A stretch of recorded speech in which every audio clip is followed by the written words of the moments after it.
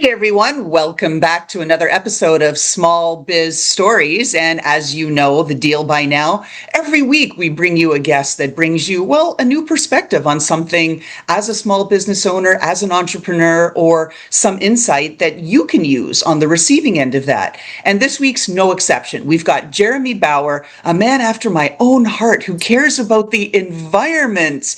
He is the founder of Givr Packaging, and he has a degree in paper science, which we're going to tap into. Hey, Jeremy, welcome to the show. Thanks for having me. I'm excited to be here. Well, first of all, since I queued us up like that, talk to us. A degree in paper science? What does that even mean? Yeah, so it's it's pretty rare. There's only like four schools that have it. The way I describe it to people and the way that the credentialing bodies of these schools see it is it is a chemical engineering degree. In fact, the paper science degree is not offered anymore. It's bioprocess and chemical engineering, but it's a paper specific engineering degree. So like all of the pharmaceutical electives or petrochemical electives are taken out, and in their place is paper specific electives. And so it's very heavy on the chemistry, on the math, on the manufacturing, except those are very specific to the paper industry. Okay, I get it. And I can sort of kind of almost hang with you. I have a PhD where I did PhD level organic chemistry. And so I've learned a few things there, although I'm really, really rusty. Like the hamsters, I think those ones have died, but that's a whole other story. Mine So, too. right, we're on to different things. So Yeah, we right. like to give our listeners who are having just the auditory experience, be it on Spotify, iHeartRadio, or wherever they choose to listen to the podcast, the visual. Describe yourself and where you are, where you're seated in that right now, so our listeners kind of get a sense, the ones that don't have the visual experience. What are they looking at? Who are you? I'm a 6 foot tall bearded guy. Um, and right now I'm actually sitting in my home in Satellite Beach, Florida. But usually I'm at the office at our plant in Palm Bay, Florida. I'm wearing a flowery polo shirt, like a golf shirt, and I just got a haircut. I've never been asked this question before. This is an interesting one. What do you see that I missed? Okay, listeners, he's giving off kind of like Travis Kelsey vibes. So that should kind of help, nail it there. And he's drinking his energy drink. And all right, so now we're going to dive into the show. Jeremy, I almost called you Travis. Jeremy, you good at? Not you, your business, Giver Packaging or any of that, but what are you good at? I'm good at contrarian thinking. I try to and explaining things in a unique way. I think those are two things that I'm equally good at. I like to find holes in whatever it is, processes, thinking, logic, whatever, and then sort of bridge the gap between those holes. I think that translates to the business because I sort of like think as packaging or think about packaging in a way that is probably non-linear. So, I'm not thinking about it as like it's a square. I'm thinking about it as how is it going to be used by the person that it ultimately gets to. And that translates to some cool designs, and it makes us sort of novel in the way that we approach projects.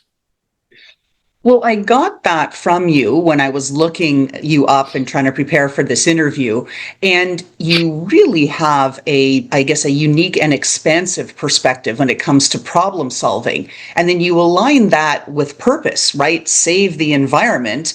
I just Mhm. thought, like, wow, can't wait to have you on the show talking about how you came to be so involved and committed to sustainability. How did all that start? It was a trend in my entire career that I really didn't notice until really I started talking about my career on podcasts. So I started out selling or as an engineer working for an industrial enzyme company that was positioned as the sustainable alternative to petrochemicals. So they would sell chemicals to the paper industry. And at the time, I was just sort of thinking as myself as like I'm an engineer selling chemicals. But looking back, I had just sort of ended up in the sustainable side of the industry. And then from there, I worked for a company that made boxes that was replacing wax boxes un- with water repellent boxes that were not wax. So that was also sustainable. And then, Givr is naturally at our core is a sustainable company. We try to offset all of we do offset all of our carbon through offering the product that everybody needs. Oh, that's so excellent. And for our listeners, I just want to give a few stats that are out there that are collected by Environment America and a couple of other different agencies. One, approximately 50 billion plastic water bottles are consumed annually in the USA. This is 137 million per day. And 60 million are thrown away daily because less than 1 in 4 makes it to a recycling stream. Here's some more scary things. Americans throw out 100 billion plastic bags per year. That's 20% of the global total. That's 300 bags per person per year. We throw out 5 pounds of trash a day, 1 pound of which is plastic. And here's this, for all our iced coffee lovers, we throw out 500 million plastic straws per day. This could fill 50,000 school buses. So we got crazy. a problem, right? Yeah, that's crazy. It's absolute insanity. And I look at this and, talking about like where that environmental piece came in. I grew up in Canada. And so we've been using canvas bags since, pretty much the dawn of time in Canada, cloth bags and things. We didn't really get into that whole plastic thing. And as a teenager, I chained myself to old growth forests in Northern Ontario and did mayoral sit-ins and all of this to protest clear cutting and all these things that we needed to create more sustainable opportunities. I compost like the kids just like, oh my God, like they're used to it now, and it doesn't smell. You just have to get used to it. I was a compost queen teaching composting in my summers as an intern. So I'm totally down for this. So talk to us about some of the big innovations that Givr Packaging is bringing to this industry, because my God, they're needed. Yeah, we do a lot of business in just sort of corrugated and folding carton. And so what we are doing is we are offering a pathway for some of the new sustainable alternatives to gain traction more quickly than if they just were selling their own customers. So, we have, and I'm not saying we are a huge driver of their sales, but for this example, we have Cruise Foam, and it's a foam that replaces EPS, and it uses upcycled food waste like shrimp and crab chitin. It's pretty cool. And so, we are giving those companies a foothold and traction because we're now offering that to all of our customers. And so we try to make a lower friction pathway for any sustainable option that our customers may need. Another one that I'm excited about, I can't talk too much about it, but we have turned away business for acetate windows because we don't sell plastic windows in folding carton. There are a couple new alternatives out there that we're pursuing where we would be able to provide the same aesthetic for a quote unquote plastic window, but it's a biopolymer.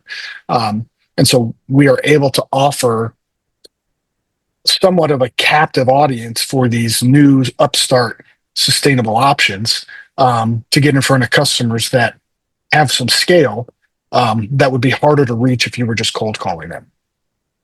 So a couple of things. One, with the acetate windows, why can't we use spring roll wrapping paper? Like it's rice paper mixed with some polymer that creates a little more stability, because if it gets wet, it starts to get soft, and that's not a good thing. But I mean, there's got to be options like that from other industries, right? Adjacency learnings, and like you're the non-linear thinker. Yeah, there are. So, there's PLA, which is a lactic acid polymer. The real issue is with the quote unquote recyclable biopolymers. They are problematic to the core recycling streams. So, like PLA, when it gets in with like a non-PLA plastic stream, can cause issues and make it so that an entire quote unquote batch is garbage, because PLA has different, different melting properties and such. So it doesn't make a seamless recycling stream unless you collect PLA all by itself, which is very difficult to do. So with biopolymers, you really need something that is biodegradable so that it can end up in landfill and then it will degrade on its own, so that it doesn't have to be separated, collected, and reprocessed. So to your point, those alternatives are out there. It just becomes a collection and recycling issue. And I'm not smart enough to solve that one. I'd love to meet the person who is, because it drives me crazy. We put all the recycling out. Like it said, I was in Canada and I introduced, through the government. It was my job. It's not like I was the sole reason for this. I implemented the composting collection and the recycling when it was new. So, 1,000 years ago, when dinosaurs were still on the earth, right? And I was doing this as a summer internship and teaching people all that, trying to get people to manage and sort their recyclables for single stream. It was a nightmare. And then here I see it, I'm in Jersey, they just collect it with the trash. Like, so you feel good. You're like, oh, I'm recycling, but you're not really, because it's all going into the waste anyway. Why can't we solve that problem, Jeremy? That comes down to a commodity price thing. That's how we are here in Brevard County. Everything gets collected in different bins and dumped in a different part of the landfill. So it comes down to, we see this sometimes with paper. There was a period of time in the teens, the 2000s, like 2016, 17 period of time, when old corrugated boxes, OCC, were like $30 a ton. Historically, they've been as high as like $200 a ton, and now they're like $130. But they were low. Like China stopped taking them. So, the commodity price was super low. So where you had an entire industry set up to collect and resell that to paper mills, there just wasn't any money to it. So those boxes were just going to landfill. And because so little plastic is actually collected and recycled, it's like 6 or 7%.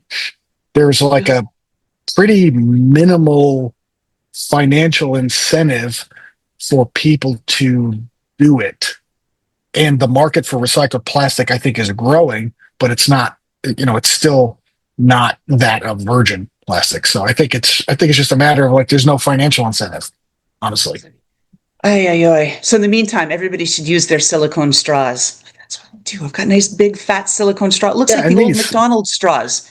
Aluminum cans too. Drink sodas out of aluminum cans instead of bottles. It's like, that's one of the choices I've tried to make, is like, if there's an aluminum can option, that's what I'm doing. In fact, at our office, we stock water in cans, because plastic bottles just kind of piss me off. Yeah, bingo. And I see you're drinking a Coke Zero there. I was in the South for a long time. Breakfast of champions, right? That's how I start my day. Yeah. A little fridge cig is what we call it. Fridge cigarette. I love it. Well, on cigarettes, I worked for Philip Morris for many years, and then I wouldn't be able to share anyway the amount of corrugated cardboards and this and that. But the efforts that went into the design and packaging really led me to believe that you had to be operating at whatever the crazy scale, right? You can think of how many cigarette packages per day Philip Morris produces. Yeah. But what I've seen with you and Givr Packaging is that you have solutions that are tailored to even smaller markets. Did I get that right? Mm-hmm. Yeah. So when we first started, our entire value proposition was to give small startups the level of service and technical horsepower that big companies have. So when I left my previous company, I was working with big, Fortune 100 companies, and I saw how they got a lot of attention, but I would see these smaller leads come in, and they would not get the same attention. And so I was like, what if we can offer that across the board by leveraging internally a lot of technology, but also just like to make these small brands feel really important. And so that has been a consistent thread for us. We have always nurtured very small companies, from companies that need one box. In fact, we have a few every week that are like one box. We need 5 boxes, all the way up to customers that are placing 6-figure POs with us, and they're shipping to 6 locations all across the country. And some of those, I need 5 boxes, I need 50 boxes, grow into I need 10 truckloads, which is also fun. So yeah, we tried to meet every customer where they are and not say, when they say what's your MOQ and I say one, a lot of times they're shocked. But yeah, we try to meet every customer wherever they are. That's incredible. Do you do that as a personal philosophy as a small business owner because you have felt passed over as small business? Like, talk to us a little bit about the psychology behind that, because I think it's really important as small business owners slash entrepreneurs that we help each other out. Like, where's your head at with that? Why did you choose to do that?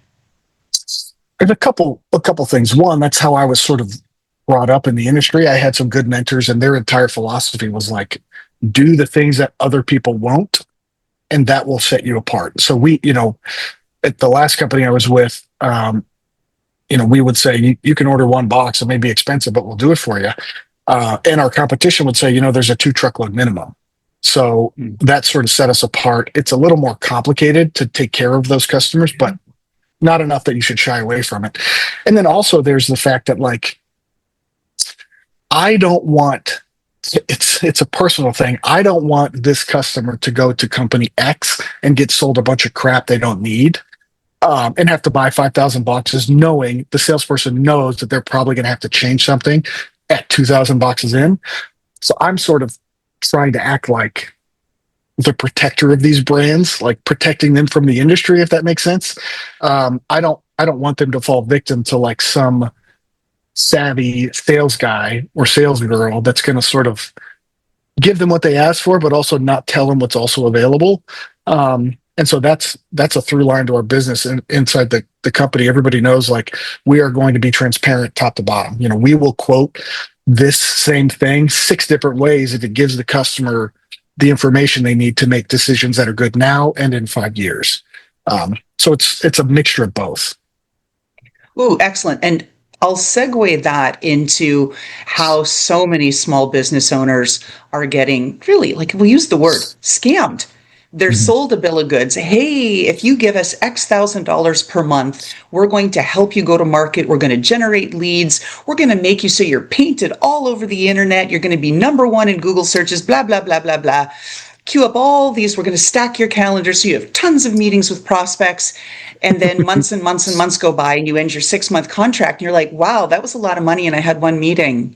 So what are you doing to go to market and avoid some of those scams that are out there? Well, I didn't avoid all of those scams because I did a lot of those things in No the one first has. 3 or 4 years. So I think at a certain point you get a feel and you start asking the right questions from your vendors that are pitching you. But sometimes you just pick the wrong one. We work with a marketing company now called Your Design Base, who is probably the 12th marketing company we've worked with in 8 years, but we've been working with them for like 3 years because they're good. But the marketing for some reason is one of those areas that's like full of companies that don't deliver. It just, whatever reason, it's like a really tough space where it's full of people that just can't deliver. So to answer your question, how do we avoid those? I think you get a bit more savvy to ask the right questions, but also I try to limit the exposure by not signing contracts, like long-term contracts. And I am transparent. I'm like, you have 3 months to like make me more money than I'm spending or it's over. And we've done that. We've had a vendor who we worked with for a year. It was month to month, so there was no contract, but we worked with them for a year. And at the end of that year, we spent the same amount of money that we made. And I was just like, this makes no sense for us. So we fired them. And then 3 months later, they came back and they were like, we think we can do better. And I told them, like, if you charge us this amount, it makes sense for us financially. I was just transparent with them. And so they did that. And now, it's putting us in the black. But I think just accept the fact that sometimes you're just going to get got, especially if you're not an expert in that field. Like, it's very unlikely that a box company is going to get one over on me, but it's pretty likely that a marketing company is, because that's just not my language.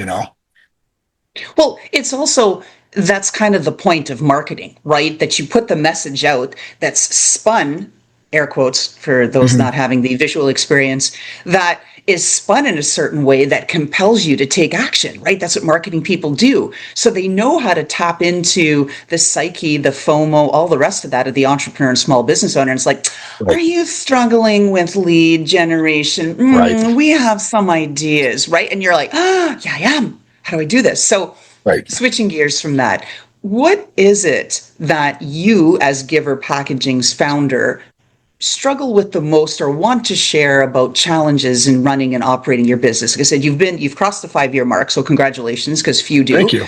You're in the 8-year mark now, pushing for the big 10-year milestone, which is I think less than 5% of businesses. So you're in the running Hmm. there. What are the things that you like day to day, like, oh yeah, this is tough for me, that you can share with our audience to give them insights into how you overcome these issues? The most frustrating issue that we have had to deal with that I have only recently solved, like literally January of this year, we finally got a process in place to solve this issue, was getting paid by customers. Um, 98% of our customers pay on time and are great. But there's that 2%, and I think that metric is across all industry. There's going to be 2% of customers that always just try to screw you. Um, so what I would tell startup companies is to get a good credit application drawn up by an attorney, which is something we didn't do for too long. And if you are doing B2B sales and you can afford it, get receivables insurance on any like really big POs that you get. Because it will help you sleep at night if they decide not to pay you, that you can process that receivable and at least get some of the money back. Which would be key. I mean, as is within my business, dears, we do a lot of like training, change management, process improvement, these kinds of things. And many clients are reluctant to even pay a deposit up front. But if they do, okay. And then you're in that game where you got to show some deliverables. And as soon as you show enough deliverables, they're like, yeah, see ya. I've had to write off, I'd say 5 to 10% bad debt not Mm-hmm. received. And that sucks because you It work really does. hard, you tie up your people and yourself, and then you're like, hello, dude, you need to pay me. And then they Yeah. disappear. And you don't want to get in the whole legal blah, blah, blah. You send a nasty gram from your attorney and then like, enough. You got to get a good attorney that like actually enjoys litigating. So we have, as every company does, we have like 4 attorneys, and we have one that is our litigator that eats and sleeps and breathes litigation. So you have to have that person in your corner, and they're hard to find. Usually it's a referral from an attorney you trust, but you have to have that. You have to be able to pull that lever, because everybody that is screwing you has probably done this to others, and they know that most people aren't going to sue. But you got to have somebody that's so mean you won't even want to pick up the phone. See, I need a bulldog. That's what I need. There's a lot of things I want to go after. I have I can nice refer you. attorneys. Are you in the States now? Or are you in Canada? No, I'm in Jersey. Oh, that's right. You said that. All right. I can email you somebody.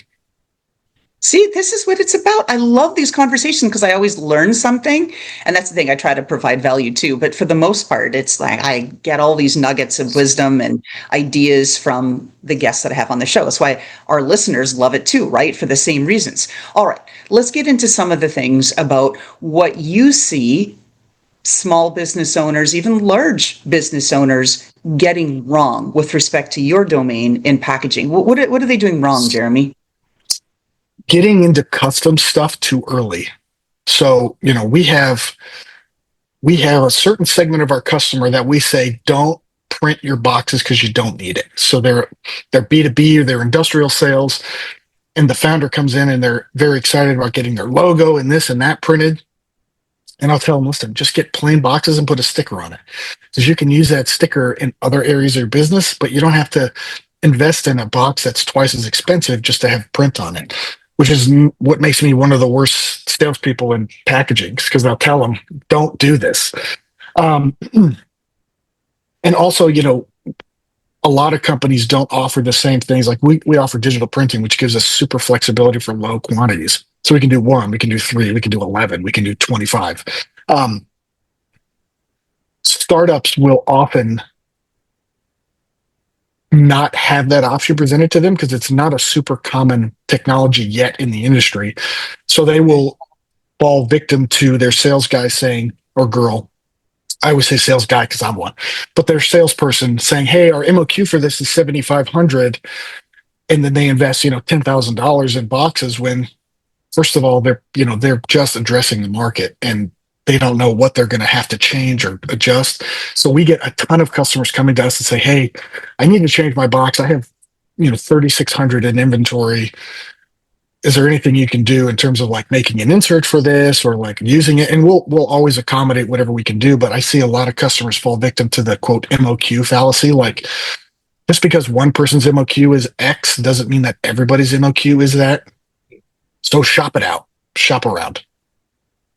And that's so key. I love hearing this, that you genuinely care about customers and where they should invest their time. I've seen this a lot when you talk about that emotional connection to a logo and to a brand. And as a woman, I've seen it in my female founder friends where we get more emotionally involved, just in general. I know everything's a bell curve, and some people are I get it, I get it. And there's the whole continuum there from, gender and non-binary.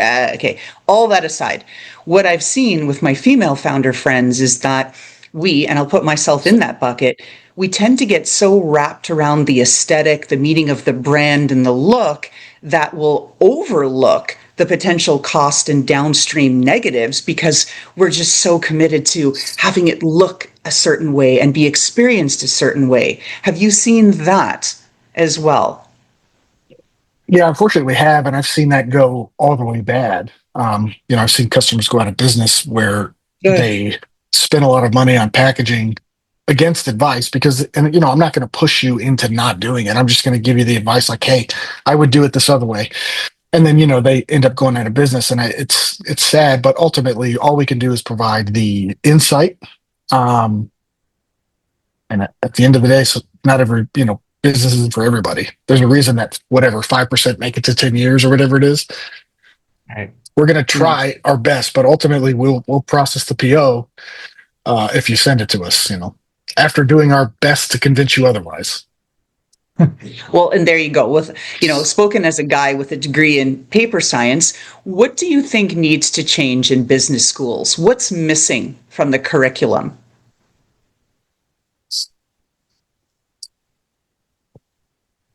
Hmm. I mean, I didn't go to business school. I just sort of learned the hard way. Um, the thing I see, the thing I see from, we've had several MBA interns. Um, they're just like, how do I say this diplomatically? Take your time, because I didn't mean for it to be a loaded question, but No, it's I do great. It's a ask it great a lot question. because there's gaps, right, that we're seeing both in the workforce coming in, and we're seeing just people are going to business school and they come out and they think, yeah, I'm all that in a bag of potato chips, but wait a minute, you haven't even learned XYZ that's critical. So Yeah, the thing I understood. think that an MBA coming out of school without any experience in any industry is, like a giraffe on roller skates, but the expectations are higher. So you get an MBA. When I get an MBA intern, I expect them to come in and be asking all of the questions that they need to fill the gaps that they think they have. When you get one that has come from an undergraduate right to an MBA and they're sort of fresh out of school with an Mm-hmm. MBA, it is almost useless, in my opinion. They simply do not have any perspective on what actually goes on in business. They're probably very good at Excel, um, but they're not going to bring a ton of value until they decouple from that MBA and get into the business doing a job. So, like getting into sales, getting into operations, doing something else, so that as they uncover problems, they can bring the knowledge they learned from the MBA to bear to solve problems. But at the core of an MBA, you are uncovering and diagnosing and solving problems in business. And without any perspective that you've gained from working a job, you have a rocket with no fuel. Right. And And I think your description of a giraffe on roller skates, like for the first time, right, is so apropos because the fall is also very hard. I've seen Mhm. that with a lot of interns, and they come in thinking, hey, I'm this. And then you're like, not so much. And that's a big blow to their egos that they can't handle. And so they crash. And so you've got to be there to Mhm. really nurture them and move them along. All right. As we're winding down our podcast here, talk to us about where folks can find you. Mhm. All of our socials are at GivrPack, GivrPack. That's our URL too, GivrPack.com. And then my personal Instagram is boxbuilder with no E. Just like Givr has no E, boxbuilder has no E. Just to make the spelling complicated. See, you're a Yes. marketing nightmare, Jeremy. I have to tell you, as a marketeer, it's like, oh no. I had a client, piece for piece, and I'm like, how is that spelled? She's like, well, it's the PEACE with the four, then the PIECE. I'm like, but it might be the other way around, right? Anyway, complicated.